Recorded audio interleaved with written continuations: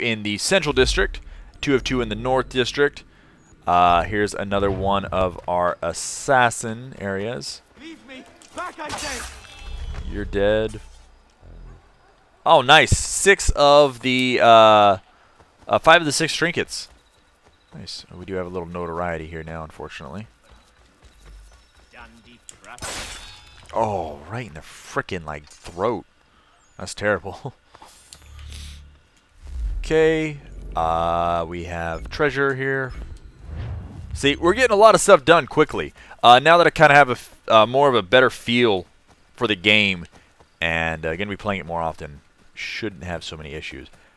And I shouldn't be so self-conscious about it, because I know most of you don't really care. You're just happy to support or watch or be entertained or whatnot. I don't know. Chicken butts, my friends. Chicken butts. Okay, so let's get my hands in better position.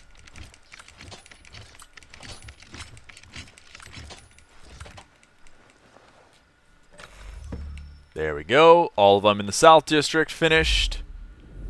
And almanac page, frontiersmen. We liberated this, right? Yep. Almanac page. So we're going to do this, and we're going to make our way over to our main mission. I'm liking Connor a lot more. I mean, we also haven't heard from him a lot. The silent protagonist fits him a little better than... I did not like him as a kid. He was just, you know, he was a kid. It's not his fault necessarily. And like I've mentioned before, I don't relate to children as much that are saving the world. Because when I was a kid, I was not saving the world. I was playing video games.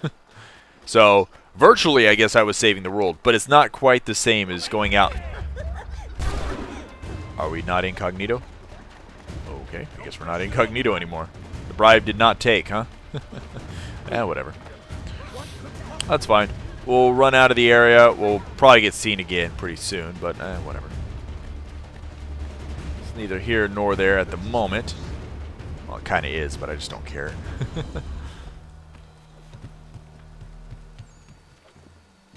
Nice. 4 of 4? 3 of 4. Dang. Close. There might actually be an almanac page around there or something. Alright, so we're going to...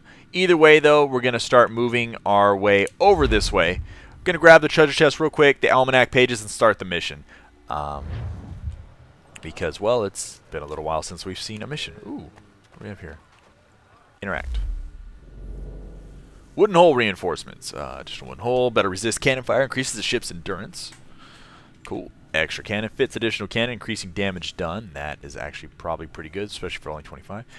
These cannonballs are wrapped in oil soaked so that they light up when the cannon is fired. They are most useful against bigger ships. Scrape shot, small metal balls bundled together and used as ammunition when fired. They create a cloud that tears through everything to pieces. Mast sails. Improved rudder. Rudder with the better run. This rudder will improve how the ship handles. Piercing rounds. Upgrade allows the swivel guns to use better ammunition, which is improved. Nice. I will use extra cannon. Sounds good. Tumble home. We will do the improved rudder. And piercing rounds. I think that's all we can do for now. Cool.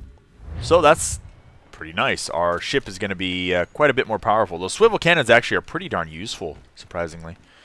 This is going to create a fight, isn't it? Yep. Man, you blue guys are terrible. You guys are just useless. No wonder you don't get to wear the red. Freaking idiots. Well, that was pathetic. Hold something! Oh god, I fell off! And another guy got sparted off. Oop. Okay, there.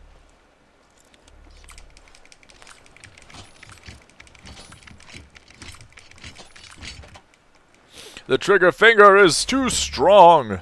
Cool. And we made some of our money back. And looted 4 of the 7 chests. Good times. We have our almanac pages. And finally our main mission. We've probably ate through about half of our episode once again. But definitely got a lot done. I mean, most of Boston is now kind of complete. We have quite a bit more stuff to do, I'm sure, but I mean, this is definitely some progress. And in a game that I said I wouldn't do any of this, well, I would assume now it's for those of you that wanted to see it. Well, you get to see it. Oh, come on. All right, so the other page right here. Then we'll move to our main mission marker, which will have the last page as well.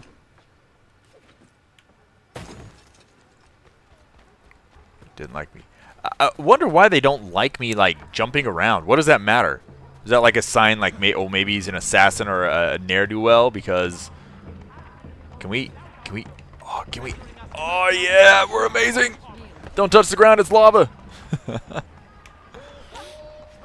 I'm assuming, because, like, maybe climbing around like this, I understand, but, like, climbing along on, like, just a box seems a bit much. Once again, gameplay element, I'm assuming. Being a little harsh on the game, but that's what I do, it would seem. Damn. Kind of had a feeling going from that direction would start the chase, but okay, there is our third. This will be our fourth, and we will finally start a main mission.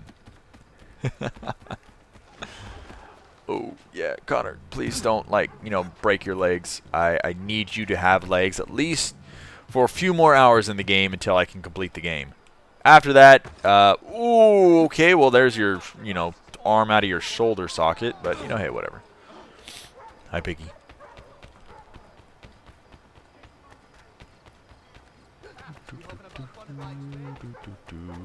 Pardon me. Alright. Ladder should be faster than free climbing. The climbing vertical region and version of free running, it would sound. Well, he actually stopped seeing me, so I probably didn't need to do that. Sorry, buddy. Your own ineptitude actually almost saved you. My ineptitude didn't, though. It actually doomed you. Okay. We need to act, and I'm talking about more than a sternly worded letter. I sympathize with your frustrations, gentlemen, but surely you can understand my reluctance to kick the hornet's nest. Oh, Paul Revere. Okay. You'll have heard of Paul Revere's Midnight Ride, of course. He was one of several riders sent to warn Lexington and Concord of coming military raid on April 18th, 1775. Revere's role in the Revolution was larger than that, however. He was a member of the Sons of Liberty and the Continental Congress, and a participant in the Boston Tea Party. By trade, Revere was a silversmith and one of the most skilled craftsmen in the colonies. He also did copper plate engraving, most notably the image of the Boston Massacre that depicts British soldiers firing into the unarmed crowd at point-blank range. A very effective piece of propaganda. You get very little copper plate propaganda these days. It's a dying art. Revere was also a shrewd businessman, and he went where the money was. When civil work wasn't paying the bills, he made dental tools, and then, when gunpowder was scarce during the Revolutionary War, he built a gunpowder mill. After the war ended, Revere expanded his business into bell forging, eventually making the bell that hangs in King's Chapel, a Boston landmark. Tourist thing no matter what we do. Ah, Connor. Hello again. What brings you to Boston? You. Death. Would you excuse us, fellows? Thank you. That conversation was about to turn unpleasant. Now, what can I do for you? I was hoping you could help me locate William Johnson. Of course.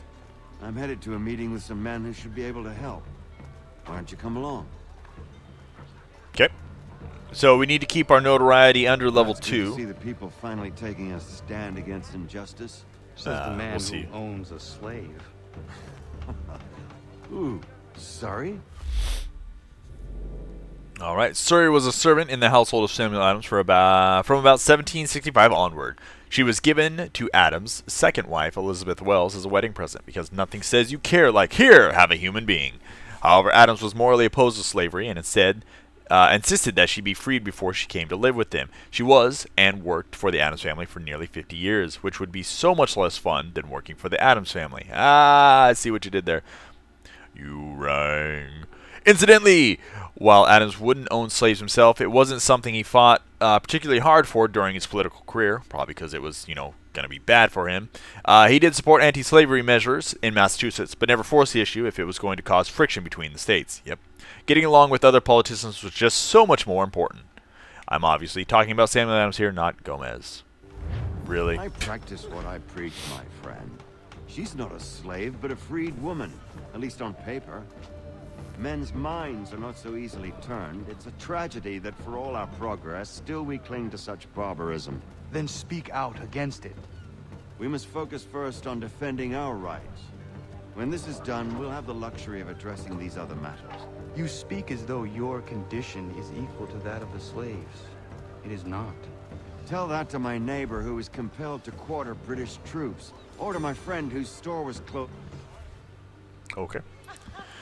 Or the information that we're never going to hear. My home, no matter what you these called taxmen say. If the gums in Parliament who want to take my property, you tell them to sail across the pond and take it themselves. It's not open for discussion now. Open this door or these men will break it down. Ah! Ah, bollocks! We're coming in! Oh! Mounting evidence is proof enough, Connor. Continue on. I shall meet you at our destination. Well, there goes our notoriety level, huh? Could use some support. Oh, God.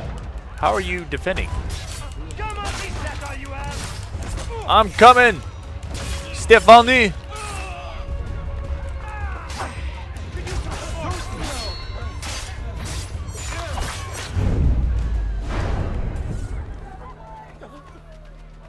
Bribe guy, bribe guy, bribe guy. Justice for once. I dare the governor to send more. You all right? I'm fine. It's not my first dance. For all their teeth and claws, these little foxes, they fight like puppies. Thank you, my friend. I'd buy you an ale, but I'm expecting somewhere else. Okay.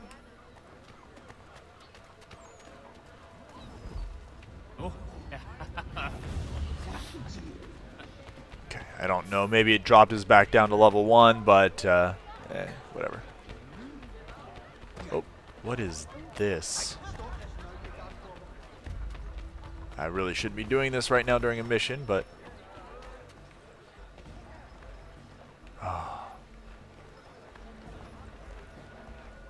shoot, this is not a good idea. Okay,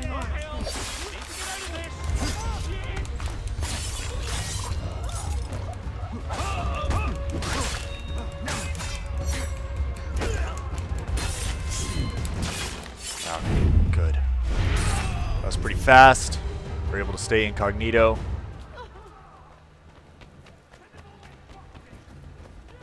Oh, no, not completely. Let me out of Become anonymous to bribe. Ah, it's not good. Oh, it's not good. Well, looks like we're going to fail this optional. Too much open fighting.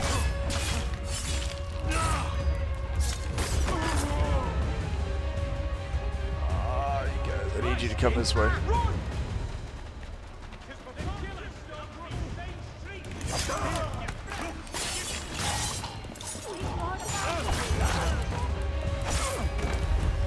Yep, there we go. Oh, well. The taxation thing, I think, is important.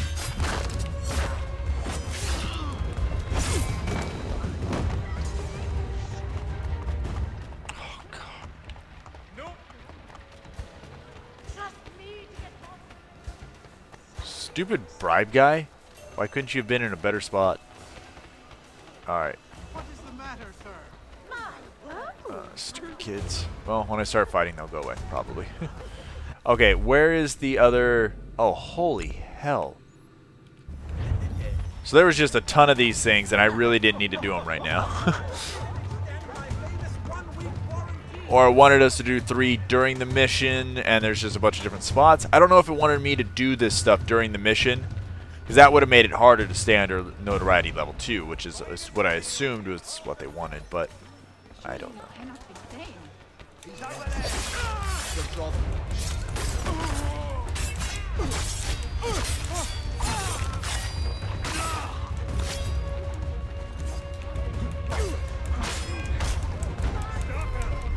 Well, there's 3 of them.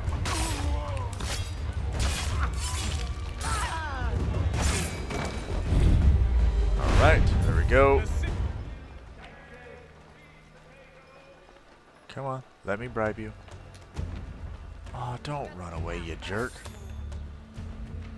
Seriously. Don't run away, it's really irritating.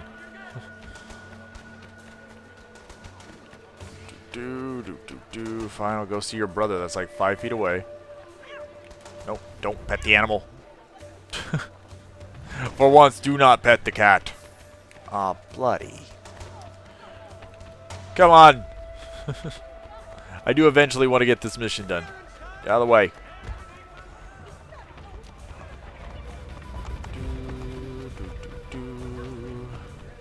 Alright, here we are.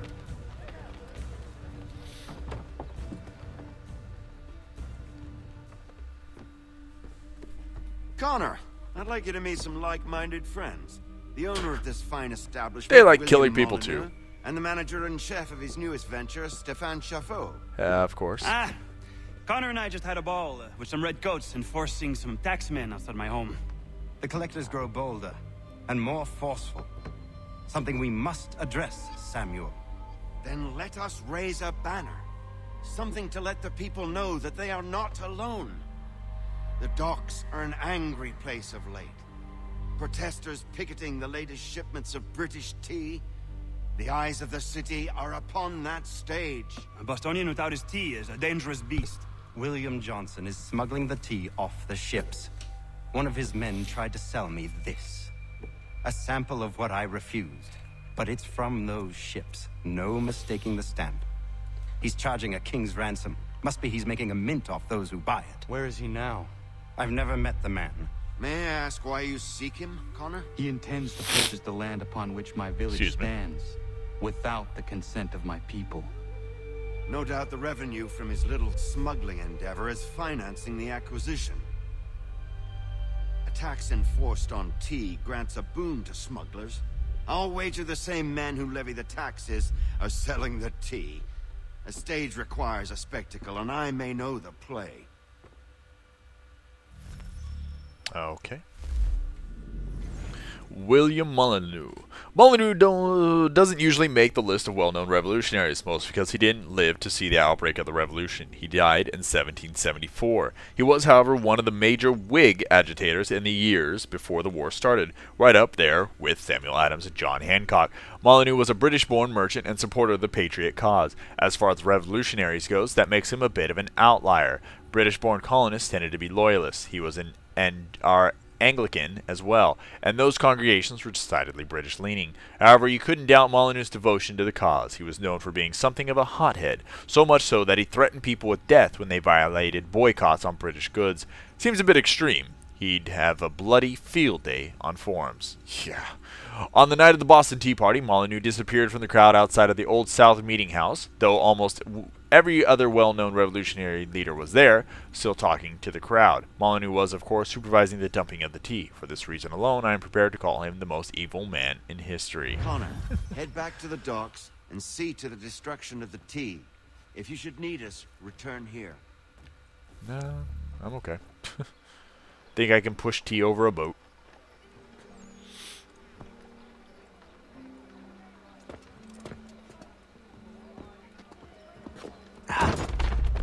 Pardon me. Oh, come on, mate.